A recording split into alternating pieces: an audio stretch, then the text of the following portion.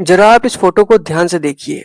देखा किस तरह से कई सदियों से हमें ये बताया गया है कि एक रात तथागत बुद्ध ज्ञान की तलाश में अपने परिवार को छोड़कर चुपचाप चले गए।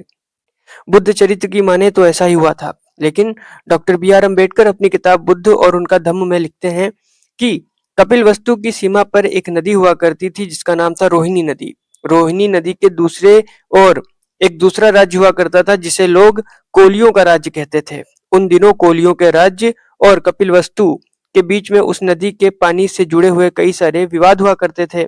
एक रोज जब कपिलवस्तु के सैनिक उस नदी के तट पर गए हुए थे, तब दूसरे राज्य के सैनिकों से उनकी लड़ाई हो जाती है जिसमें कपिलवस्तु के सैनिक घायल हो जाते हैं।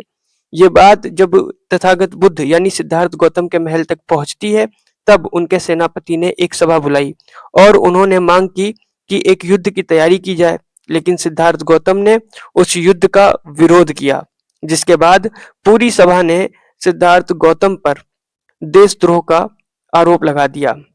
उसके बाद उनको कुछ विकल्प दिए गए। पहला विकल्प ये था कि या तो उनको देश से निकाल दिया जाए, दूसरा विकल्प ये था कि या तो उनके परिवार का सार्वजनिक उपहास किया जाए और आखिरी विकल्प ये था कि या तो उनको मृत्यु दंड दे दिया जाए। सिद्धार्थ गौतम ने देश से निकाला जाना ज्यादा उचित समझा।